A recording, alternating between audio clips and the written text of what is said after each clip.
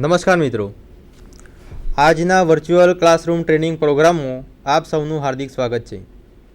હું LS Parmar, supervisor instructor, Himmatnagar ITI ખાતે electrical ગ્રુપમાં મારી ફરજ બજાવું છું. મિત્રો, આજનો આપણો વિષય છે DC જનરેટરનો સિદ્ધાંત અને તેના પ્રકારો વિશે આપણે માહિતી મેળવીશું.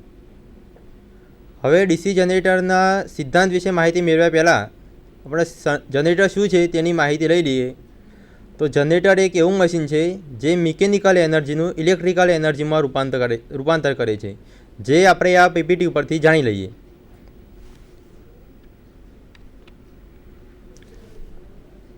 DC જનરેટર, તો DC જનરેટર દ્વારા DC વોલ્ટેજ ઉત્પન્ન થાય છે.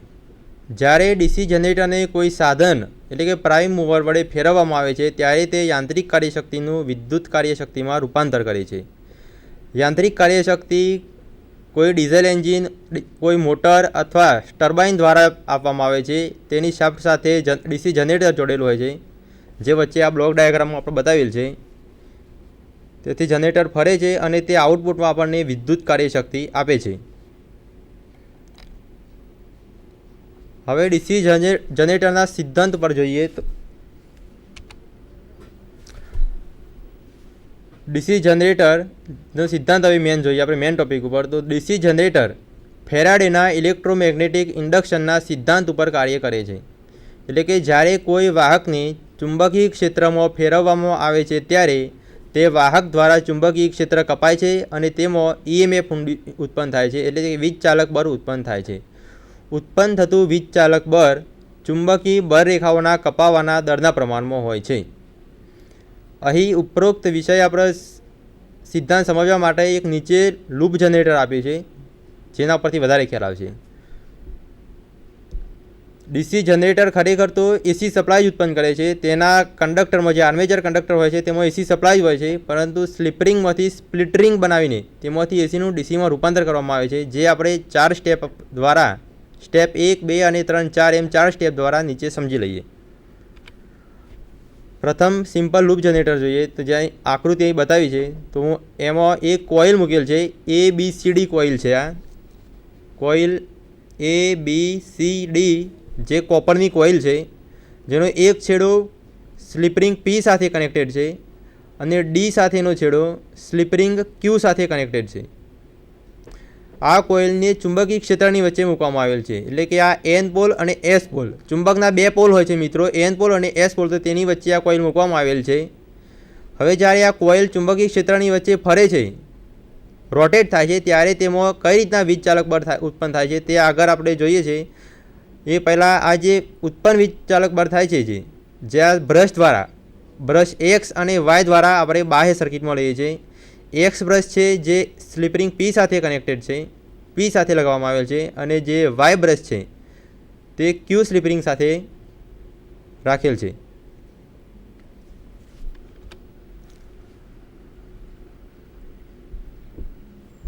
હવે આ 4 સ્ટેપ જોઈએ.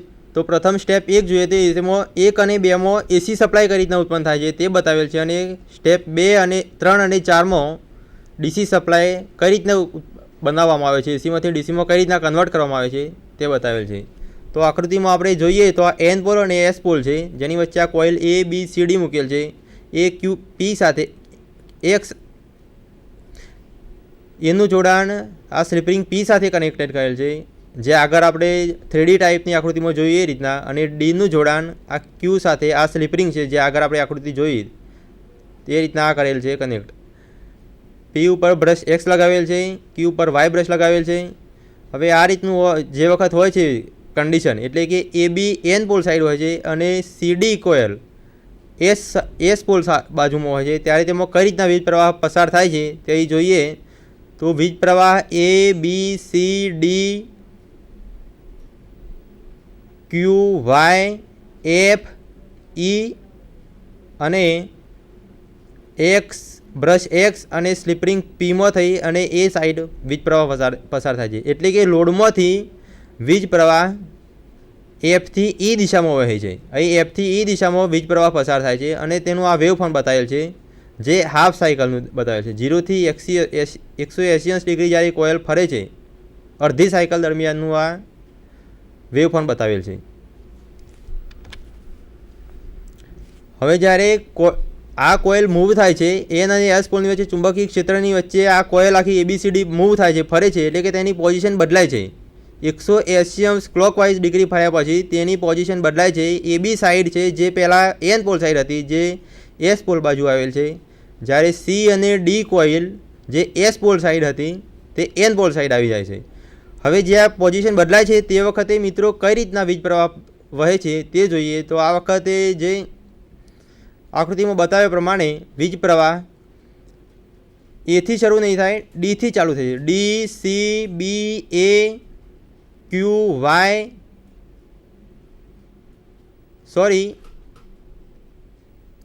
ડી, સી, બી, એ, પી, એક્સ, ઈ, એફ, વાય, ક્યુ, ડી માર્ગે વહી લોડ આર્મમાં કરંટ ઈથી એફ બાજુ વહે છે. એટલે કે જે પ્રથમ સ્ટેપમાં હતું તે એફથી ઈ બાજુ વીજ પ્રવાહ પસાર થતો હતો, જ્યારે આ બીજા સ્ટેપમાં બીજી અડધી સાયકલ દરમિયાન ઈથી એફ બાજુ વીજ પ્રવાહનું વહન થાય છે. એટલે કે કરંટની દિશા લોડમાં બદલાઈ જાય છે, જેનું આ વેવ ફોર્મ બતાવેલ છે હાફ સાયકલનું નીચેનું. તો આખું વેવ ફોર્મ જોઈએ તો ખ્યાલ આવે છે કે આ વેવ ફોર્મ એસી સાયકલનું છે, જ્યારે ડીસી જનરેટરમાં આપણે ડીસી સપ્લાયની જરૂર છે. તો હવે તે ડીસી સપ્લાય કઈ રીતના મેળવવામાં આવે છે તો એ જોઈએ. તો એમાં થોડોક ફેરફાર કરવામાં આવે છે. જે 2 સ્લિપ રિંગ હતી એની જગ્યાએ સ્પ્લિટ રિંગ બનાવવામાં આવે છે. એટલે કે એક જ રિંગના 2 ભાગ કરી તેમાં વચ્ચે માઇકાનું ઇન્સ્યુલેશન મૂકવામાં આવે છે અને ગોળ બનાવવામાં આવે છે. આ એક સરંગ ભાગ નથી રિંગનો, 2 અડધા ભાગ છે, સેગમેન્ટ પી અને સેગમેન્ટ ક્યુ, જેની વચ્ચે માઇકાનું ઇન્સ્યુલેશન લગાવેલ છે, આકૃતિમાં બતાવેલ છે.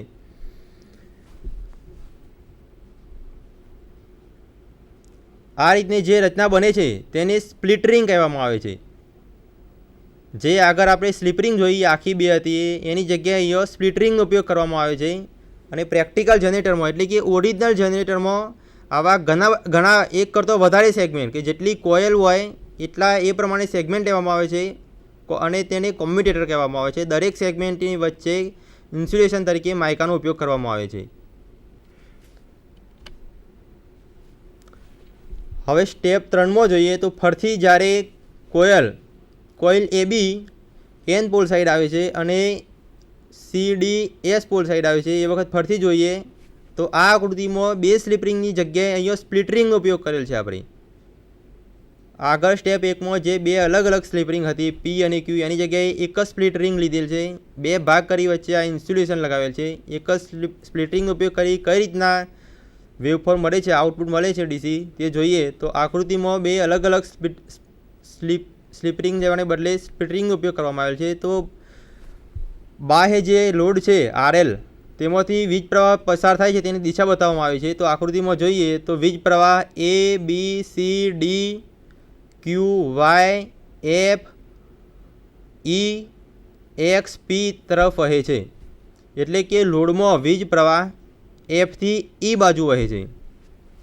હવે જ્યારે કોઇલની પોઝિશન બદલાય છે, ક્લોકવાઇઝ દિશામાં આગળ ફરી 180 ડિગ્રીએ જ્યારે કોઇલ પહોંચે છે ત્યારે તેની દિશા બદલાઈ જાય છે. જે AB એન પોલ સાઈડ હતી તે એસ પોલ સાઈડ આવી જો સાઈડ, અને જે CD કોઇલની સાઈડ CDની બાજુ જે એસ પોલ સાઈડ હતી તે એન પોલ સાઈડ આવી ગઈ. અને હવે આપણે જોઈએ તો લોડમાં વીજ પ્રવાહની દિશા અહીંયા બદલાતી નથી. લોડમાં વીજ પ્રવાહની દિશા Fથી E બાજુ જોઈએ, Fથી E બાજુ જ છે. જોઈએ તો D, C, B, A, P, Y, F, E, Q અને X. એટલે કે હવે જ્યારે કોઇલની સાઈડ બદલાય છે એ વખતે એની સાથે જોડેલ જે સ્પ્લિટ રિંગ છે તેની પણ પોઝિશન બદલાઈ જાય છે. એટલે કે પી સેગમેન્ટ જે એક્સ બ્રશ નીચે હતો તે બદલાઈને વાય બ્રશ નીચે આવી જાય છે. અને તેના કારણે અંદર જે કંડક્ટરમાં વીજ પ્રવાહ પસાર થાય છે તેની દિશા બદલાય છે. ડીસી અને એબીમાંથી પસાર થતા કરંટની દિશા બદલાય છે, પરંતુ લોડમાં જે વીજ પ્રવાહ વહે છે તે એફથી ઈ બાજુ જ રહે છે. એટલે આ રીતના જે ડીસી જનરેટરમાં જે ઉપયોગ થાય છે કોમ્યુટેટરનો, તે આપણે કોમ્યુટેટરનો ઉપયોગ પણ જોયો. હવે પ્રેક્ટિકલ જનરેટરમાં આવી ઘણી કોઇલ હોય છે અહીં આપણે સમજવા માટે એક જ કોઇલનો ઉપયોગ કરેલ છે. પ્રેક્ટિકલ જે ઓરિજિનલ જનરેટર હોય છે તેમાં આવી ઘણી કોઇલ સાઇડ હોય છે, એટલે એના માટે આ કોમ્યુટેટર સેગમેન્ટ ઘણા ભેગા કરી અને કોમ્યુટેટર બનાવવામાં આવે છે. હવે આપણે ડીસી જનરેટરના પ્રકાર વિશે માહિતી મેળવીએ. તો ડીસી જનરેટરના પ્રકારમાં ડીસી જનરેટરમાં ચુંબકીય ક્ષેત્ર કઈ રીતે ઉત્પન્ન કરવામાં આવે છે તેના આધારે તેના પ્રકાર પડે છે, જે આપણે જોઈએ આ સ્લાઇડમાં. તો ડીસી જનરેટરમાં ચુંબકીય ક્ષેત્ર ઉત્પન્ન કરવાની 3 રીત છે. 1 permanent magnet method, 2 separately excitation method અને 3 સેલ્ફ એક્સાઇટેશન મેથડ. પ્રથમ મેથડમાં જોઈએ તો પ્રથમ પરમેનન્ટ મેગ્નેટ મેથડ, એટલે કે આ રીતમાં ચુંબકીય ક્ષેત્ર ઉત્પન્ન કરવા માટે કાયમી ચુંબકનો ઉપયોગ થાય છે, એટલે તે પરમેનન્ટ મેગ્નેટનો ઉપયોગ કરવામાં આવે છે. હવે બીજી સેપરેટલી એક્સાઇટેશન મેથડ, એટલે કે આ રીતમાં ફિલ્ડ વાઇન્ડિંગને કોઈ બહારના સોર્સ દ્વારા, એટલે કે બેટરી અથવા અન્ય કોઈ ઇલેક્ટ્રિક સોર્સ દ્વારા ડીસી સપ્લાય આપી ચુંબકીય ક્ષેત્ર ઉત્પન્ન કરવામાં આવે છે. અને સેલ્ફ એક્સાઇટેશન મેથડ, એટલે કે આ રીતમાં ફિલ્ડ વાઇન્ડિંગને એના જ આર્મેચર વાઇન્ડિંગમાં સાથે જોડી અને ચુંબકીય ક્ષેત્ર ઉત્પન્ન કરવામાં આવે છે. એટલે કે જે આર્મેચરમાં જે વોલ્ટેજ ઉત્પન્ન થાય છે તે આર્મેચરના વોલ્ટેજ જ તે જ જનરેટરના ફિલ્ડ વાઇન્ડિંગને આપવામાં આવે છે.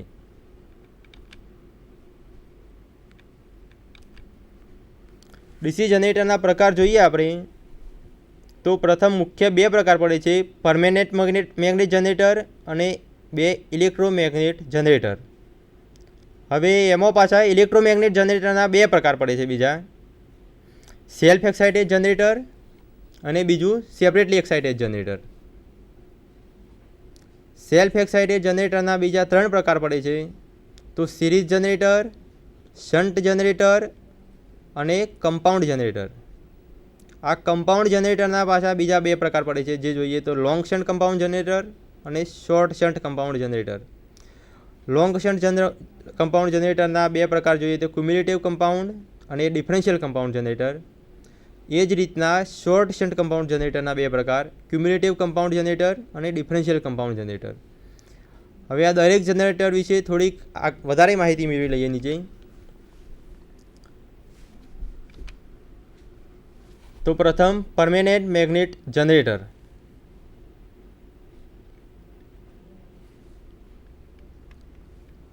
આકૃતિમાં બતાવેલ છે પરમેનન્ટ મેગ્નેટ જનરેટર. આ પ્રકારના જનરેટરમાં ચુંબકીય ક્ષેત્ર ઉત્પન્ન કરવા માટે પરમેનન્ટ મેગ્નેટનો, એટલે કે કાયમી ચુંબકનો ઉપયોગ કરવામાં આવે છે. જે આ બતાવેલ છે એન પોલ અને એસ પોલ છે એ આ ચુંબક છે, જેના 2 પોલ છે એન પોલ અને એસ પોલ પરમેનન્ટ મેગ્નેટના, જેની વચ્ચે આર્મેચરને મૂકવામાં આવે છે. આ આર્મેચર બતાવેલ છે વચ્ચે, જેની ઉપર આ 2 બ્રશ બતાવેલ છે જે કરંટ કલેક્ટ કરવા માટે છે, બાહ્ય સર્કિટમાં આપવા માટે. એટલે કે પરમેનન્ટ મેગ્નેટનો ઉપયોગ કરેલ હોવાથી આમાં જે ફિલ્ડ સ્ટ્રેન્થ છે, ચુંબકીય ક્ષેત્ર જે છે એ કોન્સ્ટન્ટ હોય છે.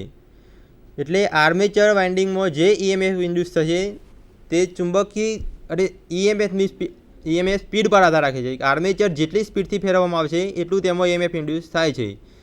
સાયકલમાં લાગેલ ડાયનેમો ઝડપથી સાયકલ ચલાવતો તે વધારે પ્રકાશ આપે છે, જેનું એક ઉદાહરણ છે.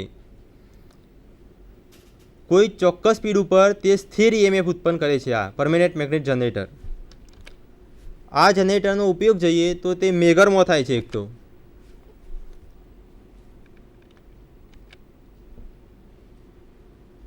મેગરમાં થાય છે, મોટરસાયકલના ડાયનેમોમાં, હેન્ડ ઓપરેટેડ બેટરી ચાર્જર વગેરે જગ્યાએ પરમેનન્ટ મેગ્નેટ જનરેટરનો ઉપયોગ કરવામાં આવે છે.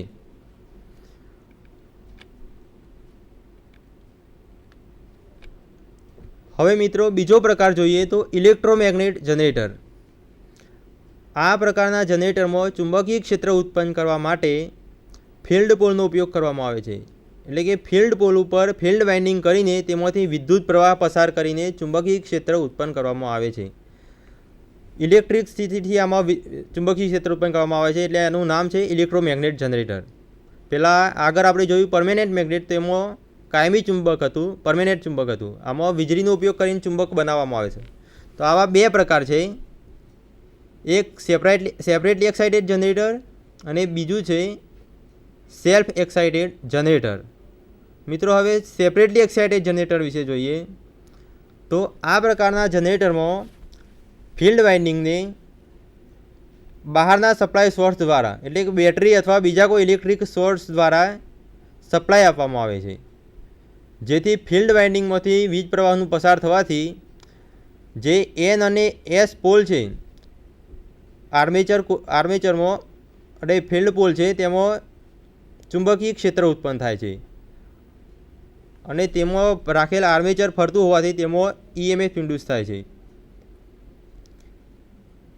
આમાં ઇલેક્ટ્રિક સપ્લાયનો ઉપયોગ કરેલ છે, તેથી આ જે ઈએમએફ ઇન્ડ્યુસ થાય છે તેનો આધાર ફિલ્ડ વાઇન્ડિંગમાંથી કેટલો કરંટ પસાર થાય છે તેના પર રહેલો છે. એટલે અહીં આપણે એક રેઝિસ્ટન્સ બતાવેલ છે સિરીઝમાં.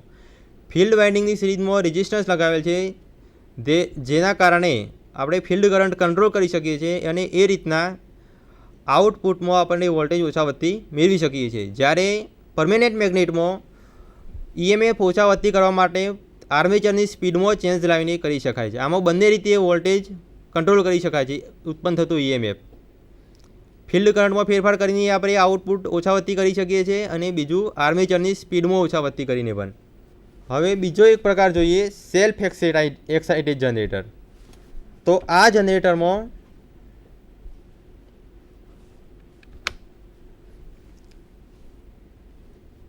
આ પ્રકારના જનરેટરના field pole cast iron, cast steel અથવા સિલિકોન સ્ટીલ લેમિનેશનમાંથી બનાવેલા હોય છે. સિલિકોન સ્ટીલ લેમિનેશનમાંથી બનાવેલા હોય છે, તેથી તેમાં થોડું રેસિડ્યુઅલ મેગ્નેટિઝમ હોય છે, એટલે કે થોડુંક ચુંબકીય ક્ષેત્ર બચેલું હોય છે. હવે જ્યારે આર્મેચર ફરવાનું ચાલુ થાય છે ત્યારે આ રેસિડ્યુઅલ મેગ્નેટને કારણે જે ચુંબક હોય છે તે કપાય છે અને તેમાં થોડું આર્મેચરમાં થોડું ઈએમએફ ઉત્પન્ન થાય છે.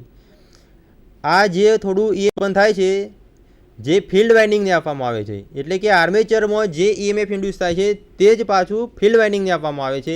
તેમાં બાહ્ય કોઈ સ્ત્રોતનો ઉપયોગ કરવામાં આવતો નથી, બેટરી અથવા બીજા ઇલેક્ટ્રિક સ્ત્રોતનો ઉપયોગ કરવામાં આવતો નથી. આર્મેચરમાં જે વોલ્ટેજ ઉત્પન્ન થાય છે તે જ તેના જ ફિલ્ડ વાઇન્ડિંગને આપવામાં આવે છે. આથી તેમાં વીજ પ્રવાહ વહે છે અને તેના કારણે ચુંબકીય ક્ષેત્ર વધારે ઉત્પન્ન થાય છે.